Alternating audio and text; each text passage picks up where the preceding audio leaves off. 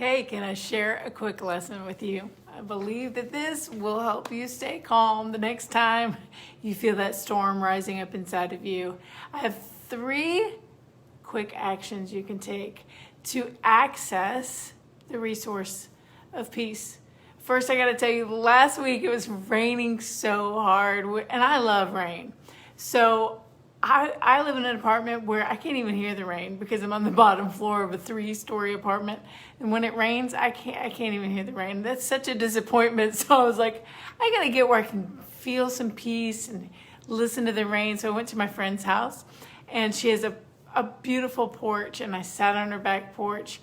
I was in about 15 minutes into that moment of total relaxation when I suddenly got a phone call. And I didn't recognize the number, so I didn't answer it. And when they left a message, I listened to the message. And it said, "You have been turned over to a debt collector. Please call this number immediately to find out more." Well, it ended up that I owed on a bill from February to Baylor Scott and White Hospital. Some of you may know that I had a life and death situation with COVID in February of 21, and I thought, this is over. It's all wrapped up. I've paid all the bills, everything's settled. Here we are in August of 21. I did not expect any bills. And between February and August, I had done everything I could to clear up any bills. So I called the business office multiple times. I asked what I still owed. I also changed my address when I moved in June. I was like, hey, chances are I've paid all my bills from February, but I want to make sure you have my address just in case. I changed my address with the post office. So when I'm turned over to this debt collector, I'm like, what in the world is happening? Where's the bill coming from in August when I left the hospital in February? And I did everything possible to make sure that the communication lines would be open. Why have I not received any phone calls? Why have I not received any emails? Why have I not received any letters? What's going on? I was very agitated with the person on the other end of the line. And right then, I felt the Lord say to my heart, calm is the new money. Okay, you may say, what in the world? Because that's kind of how I felt. Listen, when you're talking to somebody who says you've been turned over to a debt collector, and that has never happened to me before. I was so scared. I didn't know what that meant, what was going to happen. All I knew was, I'm not sure I have the money for this. I don't have the money for this bill. I was instantly looking for money.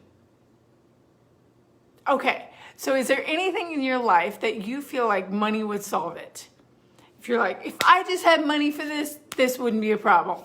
Are you instantly looking for money as a solution for something in your life that's bothering you or scaring you or agitating you or anything like that? Are you looking to money right now to solve a problem? Then keep listening to this video, because I was doing the same thing last week, and the Lord said, calm is the new money. I was like, okay. So I told the woman, I said, can you just give me 15 minutes and I'll call you back? She said, sure. So I hung up with Baylor Scott and White. I said, Lord, I don't know what calm is the new money it means, but I'm going to listen to you, because right now I really feel like I need money. And he brought to my mind John 14:27, where Jesus says, my peace I leave to you. My peace I leave with you. My peace I give to you. I give not as the world gives, so let not your heart be troubled. I was like, what? Jesus gives me peace. Jesus gives you peace. That's the gift he gave us. As we wait for him, we have peace. That's the gift he gives us. as we wait for his return. And he says to us, let not your heart be troubled. Well, I had to explore that. You know, as someone who is just constantly thinking as a Bible teacher, I want to explore it anytime I'm drawn to a particular verse. So I thought about that for a minute. And then I realized in John 16:33, just a little bit later, Jesus says something else to his disciples. He says, I've already told you. I've already told you. In this world, you will have trouble. But take heart, because I've overcome the world. When I put those two scriptures together, that he says, my peace I leave with you, my peace I give to you. I give not as the world gives. So let not your heart be troubled. And I put it right next to John 16:33 that says, so in this world you will have trouble, but take heart. I have overcome the world. Then do you know what that means? That means Jesus is saying, trouble on the outside, peace on the inside. Trouble on the outside, peace on the inside. Let not your heart be troubled. Outside, trouble. Inside, no trouble. That's the operation. That's the manual. Outside, trouble. Inside, no trouble. When I thought of that, I said, whoa, okay. Then maybe what I'm looking for in this situation is not money, but peace. And peace I already have. Do you know God would tell me calm is the new money only because he knows money is never what I need. It's never what you really need either, because fixing the trouble on the outside will not fix the trouble on the inside unless we do that first. No trouble on the inside, calm. Then the trouble on the outside can be addressed. So I believe calm is peace applied. Jesus left us peace. It is part of the fruit of the Holy Spirit. Calm is peace applied. Plenty of us have peace. We just don't apply it to our situations. We just don't apply it to our hearts. The peace just stays a gift unwrapped. And we all know, I mean, if you've gotten gift cards as a teacher, I was a teacher for a while, and I got gift cards, and if I didn't use them, and every once in a while I wouldn't use one for about a year, some gift cards expire. It's a gift unwrapped. And then I'm like, oh man, I missed it. How did I miss it? I didn't apply it. The gift card in your pocket does nothing for you. And peace that is a gift unwrapped will do nothing for you. So calm is peace applied. I wrote down another word. Calm is the resource of peace. So when you apply peace, you have plenty of calm as a resource that you can access anytime you need it. So on that call with the hospital, I could keep on looking for the resource of money, or I could take hold of the resource of calm. Calm is a resource of peace. It's peace applied. I was able to then say, okay, look, what money do I have, and how can I position it in such a way that, I have plenty. I totally forgot about the savings. I can move it to my checking account. It's no problem.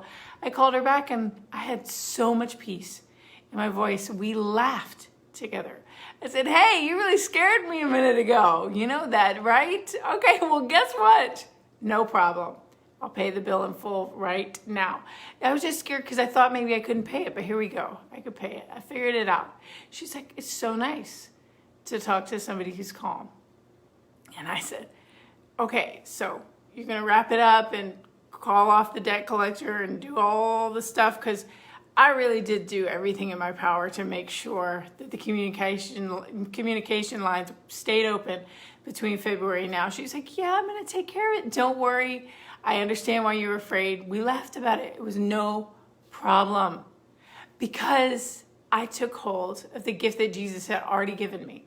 So if you want to know 3 ways that you can take hold of the gift that he's already given you and use calm as a resource and peace applied to your situation. This is how you do it. I like alliteration, so step, stop, and stay. All right, so step back. That's what I did in that situation. I said, can I have about 15 minutes and then call you back? She said, absolutely, here's my direct line. So step back. If you have a situation that is frustrating you, scaring you, where you feel like, whoa, I don't have any calm right now, step back. That's the first one. Number 2, stop the mind movie in your head. Because you know what my movie was playing in my head? It was like, this is going to destroy my life. This one bill is going to destroy my life. I was picturing 10 years down the road and all the disaster that was awaiting me. Okay, that's just a well-produced mind movie for those of us who are imaginative. And so whenever you are feeling that agitation, that fear, step back, stop the mind movie. I was like, okay, is any of this really happening? No, I'm on a phone call that it has only been underway for 5 minutes. Breathe, stop the mind movie. We're not in 2031 right now. We're still in 2021. Let's look at this from this perspective. And then the third thing, stay in peace. Stay in peace. Let the words that come out of your mouth be fueled by peace. Let the thoughts that you think be motivated by peace. Stay in peace. When you hear yourself moving out of that, when you feel that tension in your chest, it means you're moving out of it. Stay in peace. Step back. Stop the mind movie. Stay in peace. You know, in Mark 4, of course, I had to look this up. I don't have this like right on, but we all know that Jesus calmed the storm. I looked it up. It's in Mark 4. So when he calmed the storm, I mean, what kind of person has their head on a pillow when waves are crashing over the boat? The kind of person who has the unlimited resource of calm. He stayed in peace. And so when the disciples woke him up and said, Jesus, do you not know that we're going to drown? He's like, you have little faith, you know. Just a second, let me take care of it. And you know what was able to come out of Jesus' mouth? Peace applied. The trouble on the outside, that storm, had nothing to do with the calm on the inside. There was no trouble on the inside for Jesus. There was trouble on the inside for the disciples. But for Jesus, there's no trouble on the inside. He was full of peace. So what came out of his mouth was able to calm the trouble on the outside. He gives the same thing to us. Let me give you some peace, so that what comes out of your mouth is peace applied. It will calm the trouble on the outside. What a gift! What a gift! He's not saying, I'm going to give you some peace so you can just be kind of low-key for the rest of your life. He's like, let me give you some peace so you can be powerful for the rest of your life. Now that turns John 14:27 on its head. My peace I give to you. My peace I leave with you. I don't give what the world gives. The world's giving trouble on the outside. I give what only I can give. I'm giving you something that calms the trouble on the inside. So I want to reach out to any of you who are feeling anxiety on a regular basis. If you are a Christian who's feeling anxiety on a regular basis, I want you to feel seen and loved and known. If you know anybody who is feeling anxiety on a regular basis, will you please share this video with them? If you know any Christian who feels at fault because they feel scared,